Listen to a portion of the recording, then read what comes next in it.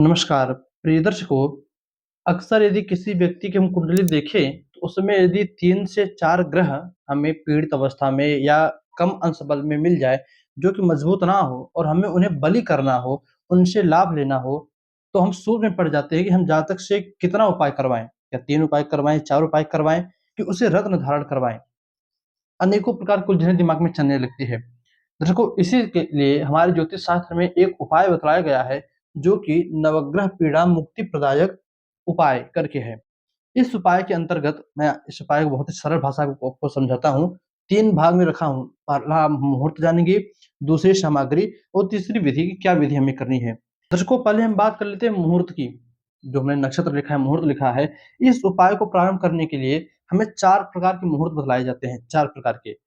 उसमें से पहला मुहूर्त है, एक आपने पंचांगों में देखा होगा, रोग विमुक्ति स्नान करके जो है मुहूर्त या नक्षत्र दिया रहता है। यदि हमें 3-4 दिनों में यह नक्षत्र मिल जाए, यह मुहूर्त मिल जाए, रोग विमुक्ति स्नान वाला, तो उस दिन से हमें जो है इस विधि को प्रारंभ करना है। मैं यहाँ पर लिख देता हूँ, रोग विमुक्ति स्नान। पहला मुहूर्त तो ये हो गया। दूसरा मुहूर्त हमारा जो जो उपाय है, कहता है कि आपको गुरु पुष्य योग अथवा रवि पुष्य योग मिल जाए। दूसरा है गुरु पुष्य योग और तीसरा है रवि पुष्य योग। तो देखिए, इस योग का साधारण सा मतलब है कि गुरुवार के दिन या तो पुष्य नक्षत्र पड़े या तो रविवार के दिन पुष्य नक्षत्र पड़े, तो उस दिन को गुरु पुष्य योग एक अपने आप में जो है आपका सब सिद्ध मुहूर्त है, सिद्ध नक्षत्र है। हम इसमें जो है इस उपाय को कर सकते हैं। और जो चौथा उपाय है, वो है, यदि मान लीजिए ये तीनों दिन ना मिले और समस्या बहुत जटिल हो, परेशानी बहुत बढ़ती चली जा रही हो, तब शास्त्र कहता है किसी भी रविवार के दिन से इस उपाय को आप प्रारंभ कर सकते हो। और जिस दिन से प्रारंभ करें, उस दिन से लेकर 41 दिनों का यह उपाय है। 41 दिनों तक लगातार आपको यह उपाय करना है। अब करना क्या है, आप पहले यह समझ लीजिए। अभी मैं आपको कुछ सामग्री बतलाऊंगा, पहले आप विधि जान लीजिए। विधि यह है कि 41 दिनों तक आप एक बड़ा सा घड़ा ले लीजिए, जिसमें लगभग 3 से 4-5 लीटर पानी आ सके। ऐसा कोई घड़ा या कोई कलश ले लीजिए, उसके ऊपर ढकनी भी लगी हो, मिट्टी की हो। अब दर्शकों, कुछ सामग्रियां मैं आपको बतला दूं, आप लिख लीजिए। पहले अपने घर का चावल, 1 मुट्ठी चावल ले लीजिए। 1 मुट्ठी पीली सरसों ले लीजिए। थोड़ा-सा जो है नागर मोथा, आप बाज़ार में जाओगे, मार्केट में जाओगे, किसी भी पूजा पाठ की दुकान पर तो आपको नागर मोथा मिल जाएगा, थोड़ा-सा नागर मोथा ले लीजिए। सूखा आंवला ले लीजिए। दूब, दूब की 21 से 51 पत्तियाँ, पत्तियों का मतलब कैसी दूब चाहिए, तो जो गणेश जी को चढ़ाई जाती है, हरी-हरी कोमल दूर्वा 21 से 51 की मात्रा में। तुलसी की पत्ती 21 से 51 की मात्रा में। बेल का पत्ता 21 से 51 की मात्रा में। हल्दी, यदि गाँठ वाली में हल्दी मिल जाए तो बहुत अच्छा, नहीं तो ये पाउडर वाली हल्दी भी चलेगी। तो हल्दी और जो है समी का पत्ता, समी का पत्ता कितना लें, तो आप देखो जो बड़ी वाली डंडी आती है पूरे पेड़ की, यदि वो मिल जाए तो 3 ठो, अथवा जो छोटी-छोटी पत्तियाँ होती हैं वो मिले तो 21 से लेकर 51 की मात्रा में। दर्शकों, ये सारी सामग्रियाँ जुटाने के बाद आपने जो बड़ा वाला कलश लिया है, रविवार के दिन या इन नक्षत्रों में अब ये काम कर, पहले आप सामान चाहे जब जुटा लीजिए, कोई उसमें जो है मुहूर्त नक्षत्र नहीं देखना है।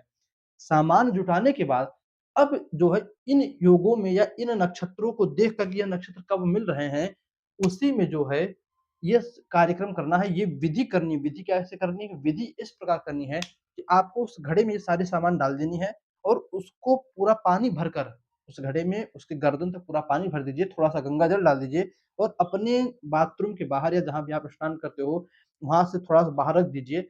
और जब आप रोज़ स्नान कर लो, नहा लो पूरी तरह से नहाने के बाद 1 लोटा पानी उस घड़े में से निकालना है, अपने शरीर पर डालना है।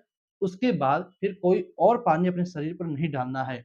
और जब उस घड़े से पानी निकाल कर आप नहा लिए, तब पुनः 1 लोटा नया पानी मशीन से चलाकर, नल से चलाकर उस घड़े में वापस डाल दीजिए, उसे ढक कर रख दीजिए। आपको दर्शकों का समझ नहीं आया अगर आपको, तो आप थोड़ा वीडियो को पीछे कीजिए, रिवर्स कीजिए, समझ जाएँगे। अब कुछ लोगों के मन में आएगा कि 41 दिनों तक ये पानी रखा-रखा थोड़ा बेकार हो जाएगा, शायद बदबू भी आने लगे, गंदगी हो जाए पानी के, तो क्या बदल सकते हैं? तो जी नहीं, बिल्कुल नहीं बदलना है। आप उतना ही पानी निकालिए लोटे से, आधा लोटा, किंतु आधे लोटे से कम ना हो और उससे नहाइए। उसका जो तत्व था, आपने जो सारी सामानें डाली थी, नागर मोथा डाला था, पीली सरसों डाली थी, दूर्वा डाला था, समी का पत्ता डाला था, इसका अंश जो है उतर कर 20 से 30 दिनों में ही बहुत ही प्रभावशाली रिज़ल्ट आपके शरीर के ऊपर देता है। जिसको ग्रहों का प्रभाव, 5-6 ग्रह किसी के ऊपर जो है बहुत बुरी तरह से प्रभाव डाल रहे हों, किसी को मार्किस की दशा चल रही हो, मार्किस की दशा में उसकी तबीयत बहुत खराब हो, ऐसी स्थिति में या किसी को बहुत ही परेशानी मिल रही हो, ऐसी स्थिति में, ग्रहों से कोई दिक्कत हो, ऐसी स्थिति में एक बार कोई व्यक्ति इस उपाय को करे, तो विश्वास मानकर चलिए कि उसकी सारी परेशानियाँ ग्रहों से संबंधित दूर तो अवश्य होनी है। किंतु एक बात ध्यान रखिएगा, 41 दिनों बाद जब आप स्नान करो तो उन सारी चीज़ों का, उस घड़े का क्या करो, उन सबको उठाकर आप बहते हुए पानी में बहा दो। उसमें जो पानी पड़ा है, उसको भी किसी नहर में, किसी तालाब में गिराकर कलश को विसर्जित कर दो। इस प्रकार दोस्तों 41 दिनों तक इस उपाय को कोई व्यक्ति करे, तो कितनी भी जटिल समस्या क्यों ना हो, सूर्य से लेकर केतु पर्यंत कोई भी ग्रह जो है मजबूत, कोई भी ग्रह कमज़ोर क्यों ना पड़ा हो, कोई भी ग्रह आपको पीड़ा क्यों ना दे रहा हो, वो सारे ग्रह मजबूत होते हैं और सारे ग्रह आपको पीड़ा देने से दूरी बनाते हैं और आपके जो है पक्ष में होकर आपको जो है समस्याओं से दूरी देते हैं।